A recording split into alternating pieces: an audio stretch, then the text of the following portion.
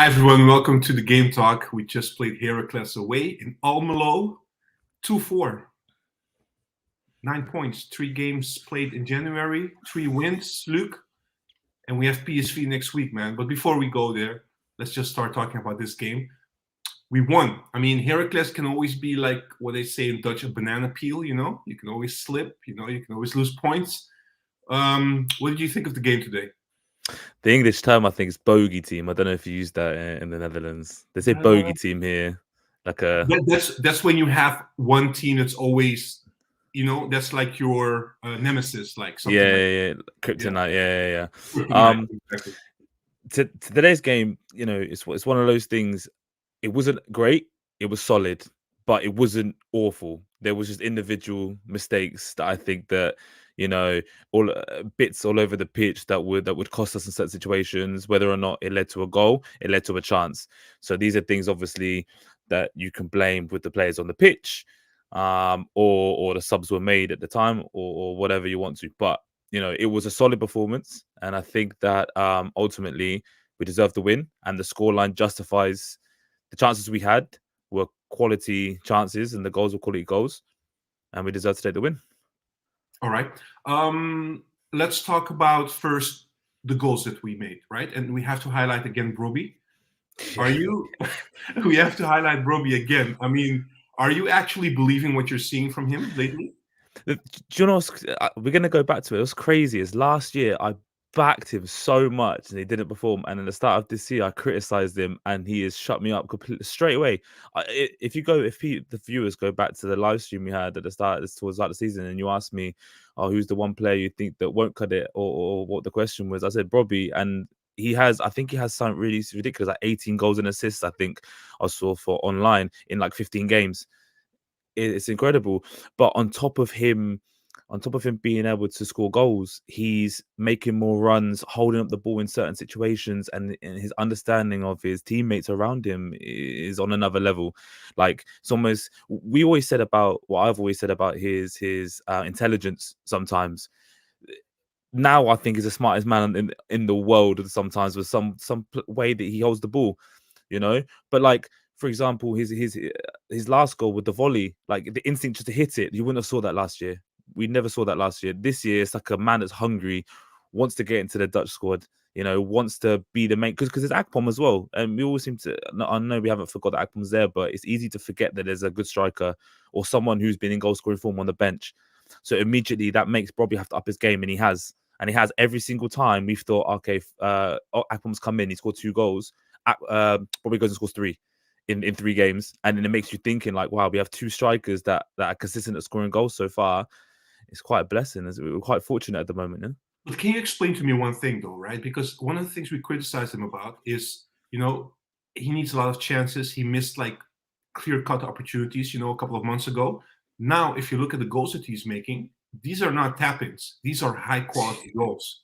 Yeah, but one thing that is getting better is his consistency in terms of his chances. They're better chances, and he's converting them. His conversion rate is better. But a lot of the time I'm seeing hold up the ball and turning on the ball. We never saw that. We saw him only play with his back to goal. Now he'll stop the ball and he'll get a yard and have a strike and goal, even if it doesn't go in. So it's almost like a different instinct is coming. And almost like having a manager who will support you as opposed to shout at people and criticize his players. Apparently it does work when you've got someone who wants the team to do well and wants to support his players and see him improve, Absolutely. But Brobbey, incredible for the 2 games in a row now. I think he's been man of the match. Yeah, I agree with you. If you look at the attacking play that we have, and you look at why we were able to win 3 games this January, it's basically because we scored a lot of goals. We scored 4, 3, and 4. So, and it's not only Brobbey. Brobbey is instrumental, of course, but you see also Berghuis starting to pick up his game as well, being the creative player, the creative force as well from the right side. Are you happy with his development? Because first half season wasn't as good as what we thought he could bring. Yes, because I feel like Clinson's doing the dirty work secretly. He's vacating his space to allow Berghuis to go inside. And I said I really like Clinson. Clinson, the things he does off the ball, things he does on the ball, very simple. You know, he is what we want Taylor to be, unfortunately. And you know, even though he doesn't have every single pass is not perfect, he doesn't create a massive amount of chances. He scored 6 goals this season so far. You know, for his first season in the first team is really really good for someone his age.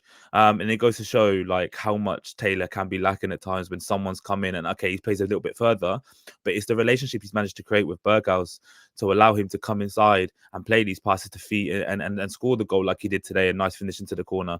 But then Yeah, also Linson having the instinct to be in that position himself also to score a similar type of goal. It's very almost the exact same goal, you know. So it's a really good relationship they've got going down the right side, in my opinion. yeah, And it's good for us that one of our. I know he had a bit of a you know, the interview had was a bit funny, but it is good that one of our experienced players is finding some kind of form, whether or not it's goals or assists. But every time he gets the ball, he looks like he can make something happen, you know. And it's important that happens. If it doesn't happen on one side with Bergwijn, it needs to happen on the other, you know. yeah. No, absolutely. Look, we have to talk also about the left side because Bergwijn wasn't available today. Forbes got a chance to play on the left side, which he hasn't played a lot this season. Usually he comes in on the right side. What do you think of his performance today? Because there are also, as you have read as well this week and last week, the rumors about Forbes. There are a lot of clubs interested actually in Forbes, but we don't want to just loan him out without a buy option. What do you think of this whole situation with Forbes and his performance today? So with his performance, it's strange because he didn't do anything wrong, and I find like he was in some kind of some positions a lot of the time, even where he was making runs in behind, but he lacks that final end product, putting the ball in the box. I mean, he put a really good one in the first half to Brobbey. Brobbey was really close, but other than that, he plays very safe. We moan too much that Bergwijn gets the ball too much, cuts inside and shoots. And I feel like that Forbes does the opposite. He doesn't beat his man enough sometimes, right? And I understand he's on the same side as the same foot, so he's used to crossing the ball and things like that. But sometimes I feel like if he can get his man 1-on-1, he could beat him with pace and then get a cross in. And he doesn't. He just passes the ball. You know, tries to play it to Taylor again, or he plays it to whoever's left back, and he just doesn't, almost like he's not confident enough where he doesn't want to make a mistake to cost the team something, right? Because I know he's still young and he's still adapting to life in the Netherlands, first season being a pro, so I know it could be difficult, but it doesn't look promising in terms of what he's offering the team and whether or not he could start there should Bergwijn leave in the summer, like the rumors have been saying. In terms of his move, I wouldn't loan him out because who do you replace him with? Götze is injured. You got Van Axel Dongle, maybe, you know, players like that, but he's known to be a little bit injury prone recently. You can't really stay fit for a period of time, you know, and then you've got a bunch of other young players. So it's like, who do you play there anyway? So, I mean, I would keep him still and offer him the game time like he is, because if he can perform like he is today, I feel like it could be something to build on. He wasn't amazing, but he didn't do anything incredibly wrong, you know, so he was still trying to get on the outside and cross in. I just feel like if he practiced on his final ball, then maybe he can actually become something. But that pace can still be dangerous, you know? Yeah, absolutely. And we have learned from Brobbey's case, we have not to, we can't judge too early, right? We have to give Right, some players, we have to give them patience, right, to develop. right. Look, we're moving from the attack, we're moving to the midfield. Also, something that we have talked about a lot in recent weeks, we've criticized the midfield. I think today we have to give a special mention to Tahirovic. Yeah. Amazing today. His best performance, in my opinion, in terms of he was playing progressive passes. Okay. For me, Tahirovic in recent games or towards the start of the season would play safe. Always want to play the safe pass. Today, he felt like he was a bit more confident. Um, I don't know if that's the Henderson effect. We'll have to wait and see. But it might be something that Henderson said to him at training. Might have given him a bit of advice or something like that, where he's now playing passes forward. Because there was a pass he played to Hillinson, if I'm not mistaken, in the first half. He tried to play a through ball to Brobbey. He rounded the keeper and put it and didn't manage to get it in. But it's that proactiveness that we need sometimes, because sometimes in games it looks like we're just keeping the ball for just keeping the ball's sake. We're not actively looking for anything, and that's when it gets disjointed, it gets slow. So someone who actually has initiative to be playing these passes is something really really promising, and I hope he can move forward doing it. And Is it? Is it the Henderson effect in the sense that maybe it's extra competition because we know that the chances are very high that I Henderson is going think to play as so. number 6, right? It's Look his at Brobbey. position. Look at Brobbey and Akpom. Competition is always good. It's always good. Knowing that someone's behind you, ready to, like, we all know Henderson will start, but then it's that second midfield place. Who's going to play? Is it Taylor? Is it Van der Bomen? Is it Tahirovic? There's one space for 3 players, you know. So unless Taylor's being considered as a 10, but we'll have to wait and see. But for me today, Tahirovic, top tier, top 3 performers today. Top 3 Okay, performers. hold that for a minute. We'll come back to the midfield. I would just want to ask, because I see already people talking about what the midfield should be. Next week we're playing PSV. People can already tell me what their ideal midfield will be next week. I will ask you the same questions at the end. Let's go another line, defensive line, which was horrible today. Yeah. To be honest, we made a lot of mistakes. We have also a lot of youngsters, right? We're playing Hoyer at the right side, Marta at the left side. We have Wrench in the middle. And we have Hato, of course, who has been very good in the first half of the season. But you're seeing a small, like a kind of a regression in terms of his peak form that he had, which is maybe normal for his age as well as a youngster. In general, do you feel like this is just too young in terms of the back line? There has to be some amendments going forward. Yeah, I feel like Sutalo is a good defender. I think we need a Jordan Henderson type player in the defense, someone who can help Hato, because in Wrench's defense, he's not played central defender a lot of the time this season. I know in recent periods he has when Sutalo's not played, but he's very young also still. And then you're playing a left winger at left back and a young player at right back. So you're almost effectively playing with 2 right backs, a winger, and a centre back, right? So it's makeshift. Today was poor. No point beating around the bush. It was poor, and today we saw a side of Hato which you're going to see in Hato because he's young. You're not going to be able to maintain 9 out of 10s every single week. It's just not possible, right?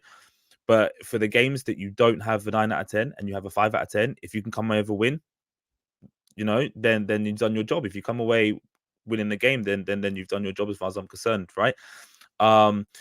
Marta, I don't know why he's been playing left back. The thing for me also, right, with Marta is that it makes sense to an extent. It doesn't make sense playing him over Sosa, but it makes sense if you start him there if you want his attacking prowess. Because when he's on the ball, he's very quick, likes a little dribble, and when we saw in Helinson's goal before Wrench received the ball, he can come in and he can play a little pass or so. But it doesn't make sense when you have a winger staying wide, not allowing him to go forward. Then it's like, what are you using Marta for? You'd rather have someone there that, maybe if Avila was fit, then he could play there because he's a bit more defensive. He can sit there, just for example. But, it wouldn't make sense to have someone, the left side. I mean, Sosa is defensive as well, an attacking left back as well. So if you're not using them for their attacking prowess, what are you using them for? Because they're not great left back defensively. And Marta, Some he people didn't even go are forward, man. even saying, like, if you don't trust the other left backs, over Marta, Yeah, I mean, they would even consider shifting Hato to the left and playing Kaplan in the center. Would you go that far? no, where's Salahuddin? This is, Yeah. do you know what I mean? Where's the opportunity? If you're playing a left winger or a right winger at left back when you have Salahuddin, who can't do any worse at left back. Do That's you know what what I we mean? think. That's what we think. But probably the technical staff from the Skip, they've looked at Salahuddin, and he's just not it. It's the same with Medic as well. You're playing a right back, a centre back when you have a centre back on the bench. Yeah. And listen, don't get me But wrong. But Wrench, we can argue he's a better has been build-up good. player. Yeah, he has been good. But I don't understand why we're playing players out of position when you have other options. But listen, I understand that when we played the friendlies after Christmas and after the winter break, that when they played, they weren't amazing, But where are they going to get the opportunities? But at the end of the day, the technical staff know what they want to do, and we got the 3 points today. So you'll have to we can take it and move on, and hopefully we get those players back fit, those that are out, and build from there. Yeah. All right. Coming back to the question that I had for you. So only for the week is saying replace Taylor, keep Tahirovic. Thoughts? When Henderson comes in, what would you go with next week against PSV? Is this assuming that Henderson could play? Yeah, because we Correct. don't know yet. Okay. Correct. No, Yeah. he can play. Tahirovic, Henderson, and then Hlinson. I don't think you can drop Hlinson at the moment because of the relationship, like I said, he offers with Berghaus. Okay. So it will be? And Henderson, Tahirovic, and then Henderson just in front. You would drop Taylor? I would drop Taylor. Wow. All right. I didn't expect that. Why? Why would you drop Taylor compared to the other ones? For me, Taylor just wonders. He wants to do everything safe. There's no creativity with him at the moment. I think Tahirovic can maintain a good relationship with Henderson. For me, it will seem like Tahirovic is the engine. He's running around. He's pressing everyone. He's trying to win the ball. Even at the end of the game, I was seeing him run to right back, trying to win the ball. He was standing in front of free kicks, trying to stall them, trying to not let them take them quickly. So there's a player there, and he's always trying to win things. And so I feel like him and Henderson can maintain a good relationship until Van der Merwe's back, and there could be some healthy competition. Taylor's had too many chances at the end of the day, and he's still not showing anything really. He shows late runs into the box at times. I understand this, but you need to offer something else if you're not offering those runs. It's like Marta at left back. If you're not going forward, what are you offering? All right, understood. Let me go through the comments really quick. If you want to add something or comment on one of the comments from the viewers, let me know as well. Murder Inc. is saying, for me, Sosa, Kaplan, Sotalo, Wrench. I want to see this next week. Why are you laughing? There's no Hato, no? There is no Hato. He's done with Hato probably because of today. Music Hip Hop is saying defense was not good, but 3 points in the pot. Yeah, I absolutely. Agree. We've been saying that for weeks now, but still. It wasn't. But also on top of everything, it was mainly individual defensive mistakes. Like the defending for Hato in the first half, and then a deflection for their second goal. These are little things that sometimes it's luck, sometimes it's just lack of concentration.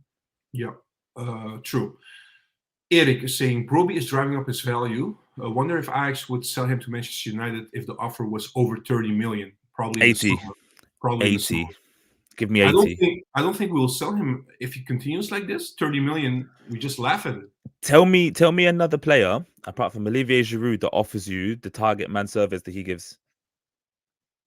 Target man service. No, as in someone to hold the ball. No, but the thing that he does, he can do everything, right? I would say the only thing he's missing is the aerial ability, basically. But he still scores headers. So he can, but he's not excellent in that department yet compared to other strikers. But listen, there's no one that I see that holds their man off like Brobbey and is able to receive the ball, turn, and with burst of space, burst of speed. Agreed. Do you know what I mean? Agreed. Did you see at the end the guy pulling at his shirt and he was still running? He's still running. You know how strong you have to be to do that? It's crazy. It's crazy. Anyways, let me see. Nickname is saying Forbs played well, so did Tahirovic. Seeing Linson yell at Taylor made me smile. All right. Javid is saying Marta was dramatic, which is something we say in Dutch, by the way. Dramatic. What's the context of dramatic? As in, like he was like shameful, like really bad. Oh, okay, yeah. So, Murder Inc. is saying, Brobbs listened to the critics and worked on them. Proud of my Ghana brother. Yeah, man. We're all proud of him, Murder Inc. So, here we go. Going to... Hey, Sahbi. Sahbi joined the chat as well. Just one moment. Yeah. He's repeating basically what he said. I think he was... Sahbi was saying he wasn't happy with Marta against RKC. So he just dropped in to leave a comment about Marta again. We hear you, Sapi. We hear you. Capo is saying he has a question. Guys, can you tell me one single reason why Marta is our starter left back instead of Sosa? He's quicker than Sosa. That's it, potentially. I see no other reason why he's playing now. Could it also be that maybe Marta, taking out the defensive qualities that he has or maybe doesn't have, I feel like Marta plays a little bit more conservative on the left side compared to Sosa. Sosa drives up much more. Potentially, but would that be a left back, man? Maybe to help out the. But I also feel, the thing is, it's a mix because that's my opinion. I feel the first goal, it's Hato's mistake. I totally agree. But I feel like he was anticipating to give cover to Marta, which is why Yeah. he left the center. You Yeah, I understand see. what I mean? He had to shuffle over. A couple of Yeah. times, also in recent games, that he's helping out Marta on the left side. And that's the problem, is that he ends up covering two positions. Exactly.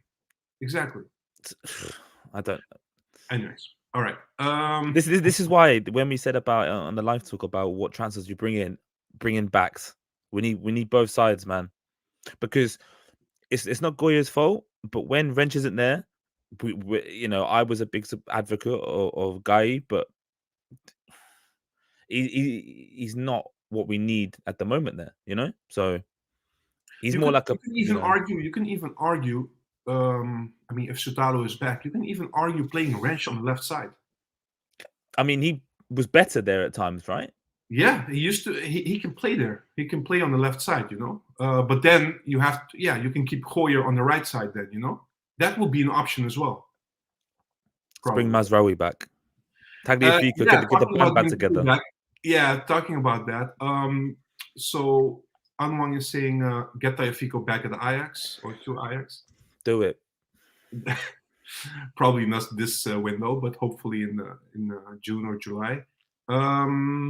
Arjen is saying he agrees with you. Salahdin should get a chance ahead of Marta now. Why are we not giving him a run of games? I just find it ridiculous. Imagine you've been a left back. Okay, listen, it's not Marta's fault. If you're a young player and you get offered a chance to play in the first team, okay, and they say play left back, you're going to play because you want to play. You want to prove yourself. But imagine being Salahdin. You're a left back. There's two left backs in the squad. Villa is a third, essentially, if you think him as one, but he's injured. There's two, and neither of them are playing. It's beyond me. There's Van Skip must have his reasons, but yeah, you will always have. I mean, from recent experiences, you always have coaches that favor certain players over other players. Even Ten Hag had that to a certain extent, And sometimes we would question why, but we have to be honest as well. We don't see what happens on the training pitch. Training, exactly. Yeah. So we have to give a little bit of a how do you call it? Like you have to give faith to the coach that he knows what he's doing. Yeah, you have to trust him. Yeah. You have to trust him, basically. So that's what we're doing. No, I agree. It might be a stinking attitude. It's a valid question. It might be a poor attitude. Yeah, and it might be a poor attitude. Salahdin's attitude might be really poor. We don't know. We don't know exactly. what's going on. All right. Exactly. Aaron, a Liverpool fan. I remember him from when Grizz was on our show. He's saying, has Henderson played for you yet? No, he didn't play yet. He's eligible to play, but we didn't play him today. He's rested for next week. We'll play PSV on Saturday. So drop everything you're doing next week on Saturday and make sure you watch that game. You can see Henderson's debut, hopefully. Let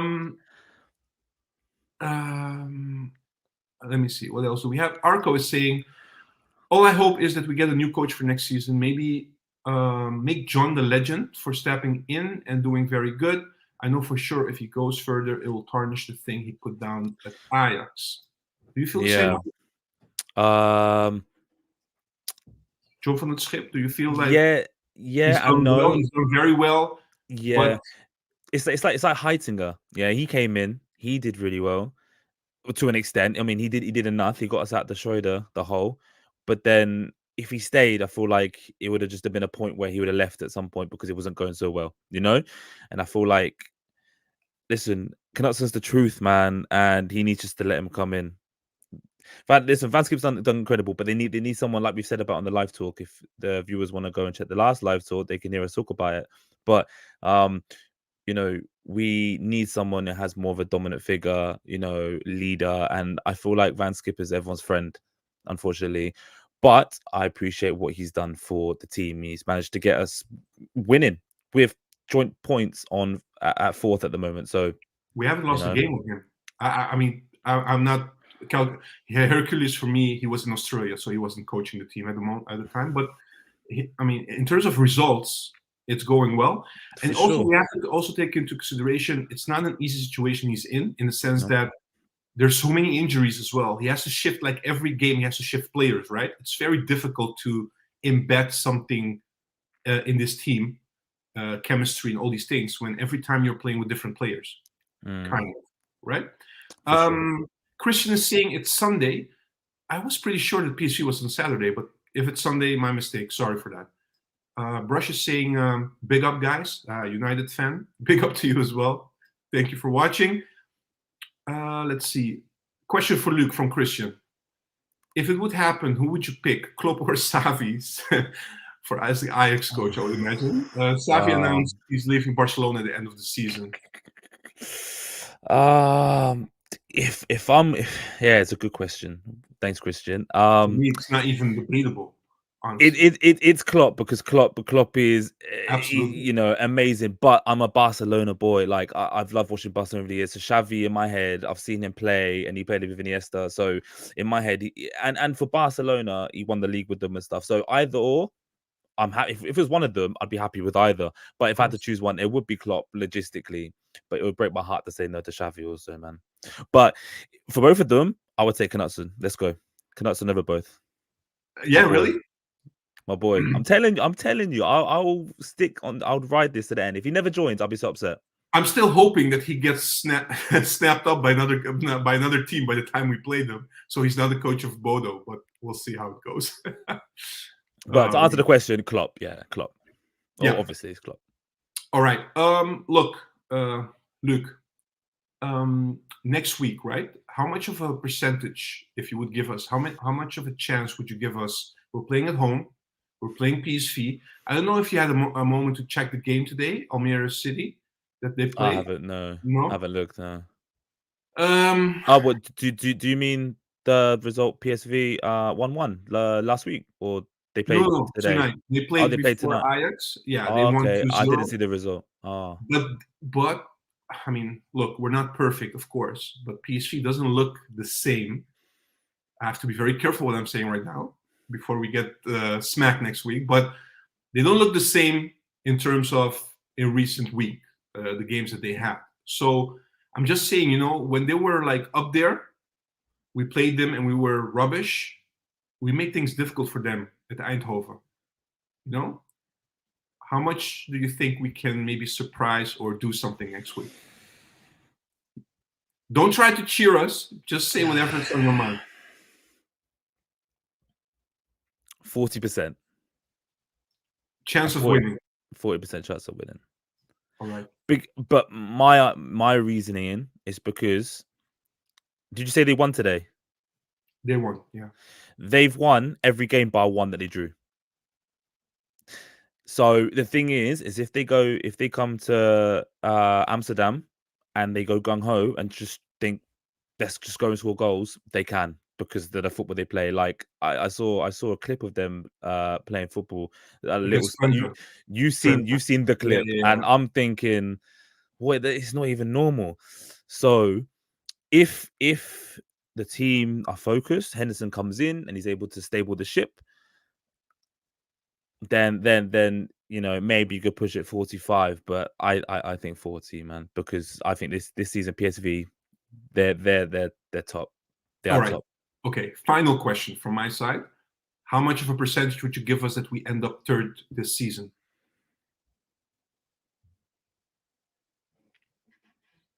Right now? Yeah. 55%. 55. All right. Because we're close. We're very yeah. close. So, but it's consistency.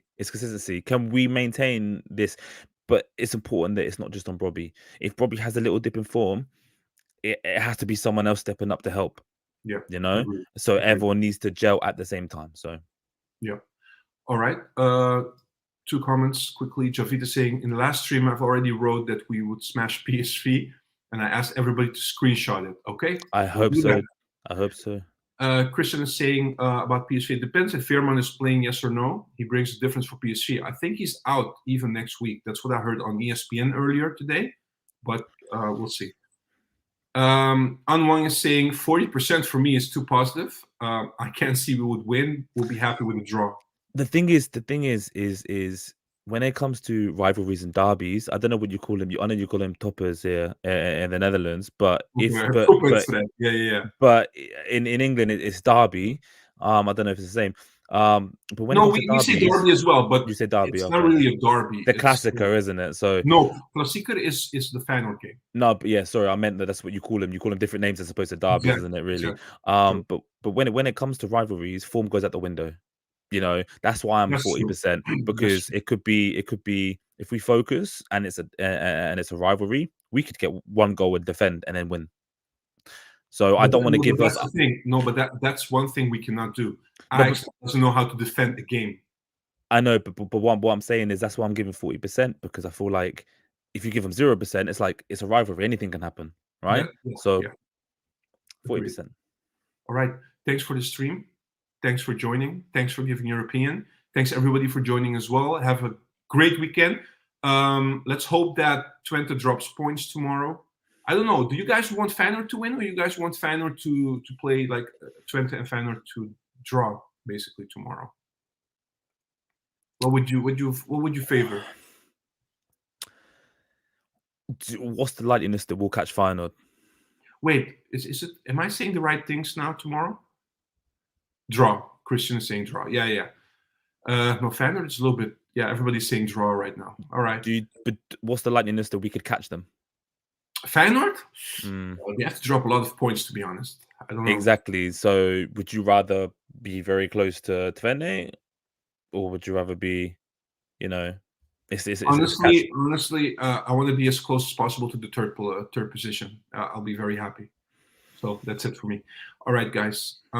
Dennis is saying Feyenoord win, AZ draw. Yeah, AZ is playing Heerenveen away game early tomorrow. So yeah, we'll see.